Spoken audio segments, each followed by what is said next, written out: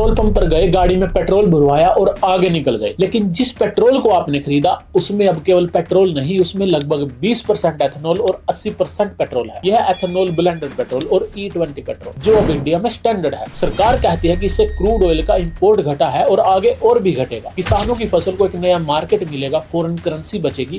कहने का मतलब है बहुत फायदा होगा। दूसरी तरफ आम लोग जो तेल ही नहीं तेल की धार भी देखते हैं, उनके सवाल अलग है। एक तो E20 सस्ता क्यों नहीं है, ऊपर से माइलेज कम हुआ है, किसान को फायदा मिल रहा है या चीनी मिल के मालिकों की तिजोरियां भरी हैं, और क्या हर पुरानी कार, पाइप, टैंक और पेट्रोल पंप सचमुच E20 के लिए तैयार है? इस वीडियो को आप लास्ट तक देखना, आपको सारे आंसर्स मिल जाएंगे। देखिए, वैसे तो एथेनॉल ब्लेंडेड पेट्रोल के पायलट प्रोजेक्ट्स 2001 में शुरू हुए थे, लेकिन 2014 तक ब्लेंडिंग सिर्फ 1.5% तक ही थी, क्योंकि देश में एथेनॉल प्रोडक्शन काफी कम था और जो था वो भी सिर्फ गन्ने पर डिपेंडेंट था। इस प्रोजेक्ट ने सही मायने में स्पीड पकड़ी 2018 के बाद, जब national policy of biofuels introduce हुई। तब एथेनॉल सिर्फ गन्ने से नहीं, बी हैवी और सी हैवी मोलासिस, ये जो मोलासिस है ये एक तरह का थिक लिक्विड होता है।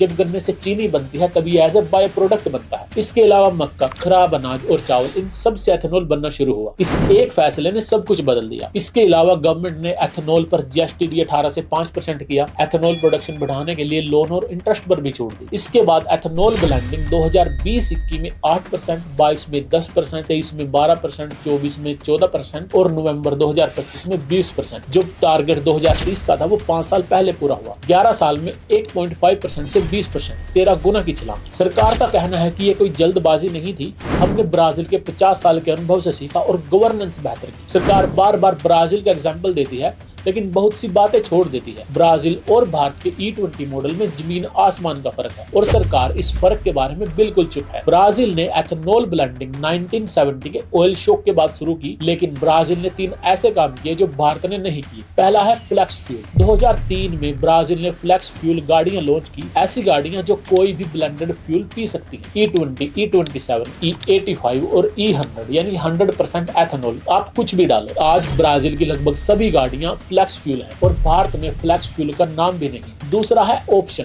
ब्राजील के हर पेट्रोल पंप पर ड्राइवर्स को दोनों ऑप्शन मिलते हैं। प्योर पेट्रोल जिसमें पहले से E27 मिला होता है और 100% एथेनॉल। तीसरा है प्राइस। ब्राजील में एथेनॉल की कॉस्ट 33 रुपए पर लीटर से लेकर 53 रुपए पर लीटर तक है और इंडिया में यही कॉस्ट 56 से लेकर 71 रुपए पर लीटर तक है। ये कॉस्ट डिपेंड करती है कि एथेनॉल किस चीज से बना है। जैसे मोलासिस से प्रोड्यूस हुआ एथेनॉल की सरकारी कीमत 57 रुपए पर लीटर और अगर एथेनॉल मक्का से प्रोड्यूस हुआ है तो 71 रुपए पर लीटर है। स्टोरेज और ट्रांसपोर्टेशन कॉस्ट अलग है, जबकि कच्चे तेल से प्योर पेट्रोल की रिफाइनरी कीमत लगभग 53 रुपए पर लीटर है।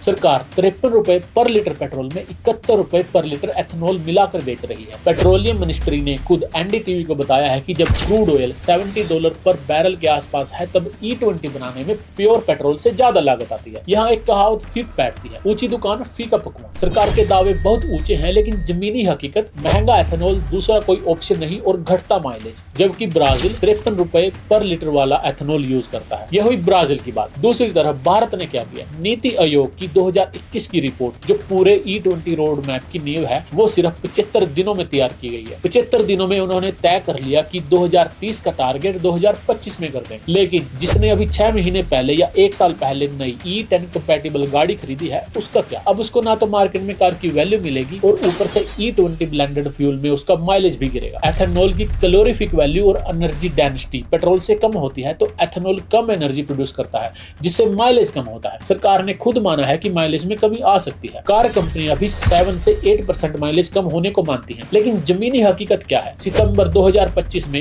ऑटो कार इंडिया ने भारत का सबसे साइंटिफिक E20 माइलेज टेस्ट किया। 4 गाड़ियां Maruti Dzire, Tata Punch, Hyundai Creta और स्कोडा काइलैक, सब E20 कंपैटिबल 2024 और 25 मॉडल। 230 किलोमीटर का same route, same time, same traffic. इसमें सबसे कम माइलेज गिरा मारुति डिजायर का सिर्फ 3.84%। इसके बाद स्कोडा काइलैक 5.5%, टाटा पंच 8.28% और सबसे ज्यादा माइलेज गिरा हुंडई क्रेटा का 12.62%। ये नंबर E10 से E20 का है। अगर आपकी गाड़ी E0 से सीधे E20 पर चल रही है तो ये डिफरेंस और भी ज्यादा होगा। और इससे भी ज्यादा सरप्राइजिंग बात यह है कि E20 फ्यूल प्योर पेट्रोल के प्राइस पर मिलता है। तो ऐसे माइलेज कम होने की वजह से कार चलाने की पर किलोमीटर कॉस्ट इंक्रीज हुई है। तो एथेनॉल प्रोड्यूस होने से पब्लिक को क्या फायदा हुआ ये तो पता नहीं, लेकिन पब्लिक की जेब पर मार जरूर पड़ी है। यहाँ पे ब्राजील ने ये काम 50 साल तक स्लोली किया है। पहले पब्लिक को जागरूक किया इंडिया कंपैटिबल गाड़ियां मैन्युफैक्चर हुई, स्टोरेज और इंफ्रास्ट्रक्चर रेडी हुआ और फिर एथेनॉल ब्लेंडेड फ्यूल इंट्रोड्यूस किया गया। धीरे धीरे 50 साल में ब्राजील E100 यानी 100% एथेनॉल पर पहुंचा है और इसके बाद अब भी पब्लिक के पास फ्लेक्स फ्यूल के ऑप्शन है। लेकिन इंडिया में E20 का टारगेट पूरा होते ही पब्लिक पर थोप दिया गया। और होना क्या चाहिए था, सरकार के पास दो ऑप्शन थे। या तो सरकार को E20 फ्यूल अपने ओरिजिनल टारगेट 2030 में लाना चाहिए था, और अगर सरकार ने टारगेट पहले अचीव कर लिया तो 2030 तक पब्लिक को E10 और E20 दोनों ऑप्शन अवेलेबल कराना, क्योंकि जिसने अभी E10 कंपैटिबल गाड़ी खरीदी है उसे अगले 5 से 10 साल तक E10 का ऑप्शन मिलना चाहिए। Brazilian bio energy expert Luis Agosto ने मोंगा बे इंडिया को बताया है, हमने ये काम करने में लगभग 50 साल लगा दिए और भारत ने 5 साल में कर दिखाया। सुनने में तारीफ लगती है, सरकार ने 5 साल में 20% एथेनॉल ब्लेंड अचीव कर लिया, पर क्या सरकार ने ब्लेंडिंग के साथ साथ इंफ्रास्ट्रक्चर भी रेडी किया है? प्योर पेट्रोल और एथेनॉल ब्लेंडर पेट्रोल को स्टोर करने और ट्रांसपोर्ट करने का जो इंफ्रास्ट्रक्चर है वो बिल्कुल अलग है। भारत के ज्यादातर पेट्रोल पंप्स में स्टील के अंडरग्राउंड स्टोरेज टैंक हैं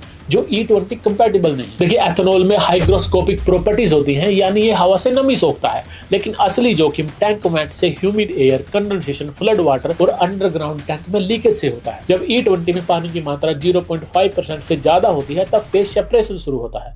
एथेनॉल पानी के साथ मिलकर टैंक के नीचे बैठ जाता है और ऊपर सिर्फ पेट्रोल रहता है। और जब आप गाड़ी में पेट्रोल डलवाते हो तो पेट्रोल पंप का dispensing unit underground storage tank के नीचे से फ्यूल खींचता है, फिर जो गाड़ी में जाता है वो पेट्रोल नहीं पानी एथेनॉल का मिक्सचर होता है, तो फिर गाड़ी में प्रॉब्लम्स आती है। इसका सोल्यूशन है फाइबर ग्लास प्लास्टिक टैंक जो 100% कोरोजन रेजिस्टेंट होते हैं। द हिंदू की रिपोर्ट में 3 पेट्रोल पंप मालिकों ने बताया कि underground storage tank traditional petrol के लिए डिजाइन किए गए थे, E20 के लिए नहीं। बारिश के मौसम में और नमी वाले इलाकों में पानी का रिसाव आम बात है। एक पेट्रोल पंप मालिक ने बताया कि उसने हाल ही में 600 लीटर पेट्रोल कंटेमिनेशन की वजह से फेंकना पड़ा। दूसरों ने 20,000 लीटर तक का नुकसान झेला है। सरकार एक चीज का बहुत गुणगान करती है कि क्रूड ऑयल का इंपोर्ट कम हुआ है, फॉरेन करेंसी का रिजर्व बचा है, लेकिन इससे फायदा किसको हुआ? सरकार ने जो एथेनॉल ब्लेंडिंग इंट्रोड्यूस होने से पहले पब्लिक को सस्ते फ्यूल का प्रॉमिस किया था वो तो नहीं हुआ, सिर्फ माइलेज कम हुआ है। तो आम आदमी अब भी लॉस। और अगर किसानों की बात करें तो गन्ने का प्राइस पिछले 12 साल में 210 रुपए से 340 पर क्विंटल हुआ है, दुगने से भी कम। इससे ज्यादा मजदूरी और पेट्रोल प्राइसेस बढ़े। जैसे सरकार ने बोला था कि गन्ना किसानों के लिए नई मार्केट ओपन होगी, डिमांड बढ़ेगी, लेकिन डिमांड का असर गन्ने प्राइस पर नहीं दिखा है। अगर आप गन्ने को बाकी फसलों के साथ कंपेयर करो तो कुछ फसलों के प्राइस गन्ने से ज्यादा इंक्रीज हुए हैं। गन्ना किसानों के लिए एक सुविधा हुई है, उनको फसलों के पैसे जल्दी मिलने लगे हैं, जो कि पहले 2 से 3 साल में मिलते थे, लेकिन इनकम पर कोई ज्यादा फर्क नहीं पड़ा है। और सबसे इंटरेस्टिंग बात, भारत में एथेनॉल सरकारी तेल कंपनियां खरीदती हैं, जैसे IOCL, BPCL, HPCL, और एथेनॉल का प्राइस सरकार तय करती है, जो कि 57 से लेकर 71 रुपए पर लीटर तक है। आप पॉज करके लिस्ट देख लेना। लेकिन यही एथेनॉल ब्राजील में 33 रुपए से 53 रुपए तक है। अगर ये सरकारी तेल कंपनियां इतना महंगा एथेनॉल खरीद रही हैं तो ये पैसा जा कहां रहा है? ये गन्ना किसानों तक क्यों नहीं पहुंच रहा? देखिए, सरकारी तेल कंपनियां एथेनॉल की पेमेंट सीधे शुगर मिल्स को करती हैं, और इन कंपनियों को सबसे ज्यादा एथेनॉल सप्लाई करने वाली शुगर मिल्स ये हैं। 2014-15 में ये मिल्स कर्जे में डूबी थी और आज इनके शेयर्स 15 गुना तक बढ़ चुके हैं। और किसान के लिए गन्ने का प्राइस FRP और SAP से तय होता है। ये प्राइस सेंटर और स्टेट गवर्नमेंट तय करती है। ये मिनिमम प्राइस होता है जिससे कम पर शुगर मिल्स किसान से गन्ना नहीं खरीद सकती। देखिए, ये मिनिमम प्राइस किसान की सेफ्टी के लिए बना है, ताकि डिमांड कम होने पर भी किसान को उसकी फसल का सेफ प्राइस मिले। लेकिन ये मिनिमम गारंटी ही किसान के लिए मैक्सिमम प्राइस बना हुआ है। ये शुगर मिल्स वाले लॉबी करते हैं और किसान को डिमांड ज्यादा होने पर भी FRP और SAP से ज्यादा पे नहीं करते। यही रीजन है कि आजादी से लेकर आज तक किसान के लिए चाहे कोई नई मार्केट बने या डिमांड बढ़े, उसकी इनकम और लाइफ पर कोई बड़ा इंप्रूवमेंट देखने को नहीं मिला है। E20 की सबसे बड़ी सफलता यह है कि भारत ने 2 दशकों तक अटके ब्लेंडिंग प्रोग्राम को नेशनल स्केल तक पहुंचा दिया। इससे डोमेस्टिक एथेनॉल मार्केट बना, ऑयल इंपोर्ट कम हुआ, शुगर मिल्स को कैश फ्लो और मक्का को एक नया डिमांड सोर्स मिला, जो पहले सिर्फ मूवी थिएटर्स तक सीमित था। और दूसरी तरफ एक आम आदमी जो 3 से 5% कम माइलेज की कीमत चुका रहा है, मार्च 2023 से पहले बनी अपनी गाड़ी के इंजन की चिंता कर रहा है और ये सोच रहा है कि ब्राजील में ऑप्शन क्यों है और यहाँ क्यों नहीं। E20 ना पूरी तरह धोखा है और ना मुफ्त समाधान। यह भारत की एनर्जी सिक्योरिटी और एग्रीकल्चर मॉडर्नाइजेशन का बड़ा प्रयोग है। इसकी सक्सेस सिर्फ इस बात से तय नहीं होगी कि पेट्रोल पंप पर E20 लिखा हो। रियल सक्सेस तब होगी जब पर किलोमीटर कॉस्ट कम हो, किसान की इनकम बढ़े, अच्छी स्टोरेज और पेट्रोल के मुकाबले कार्बन एमिशन कम हो। सवाल E20 के साथ और खिलाफ खड़े होने का नहीं है, सवाल यह है कि क्या सरकार हर फायदा और हर लागत को एक ही ईमानदारी से मापने और जनता के सामने रखने को तैयार है।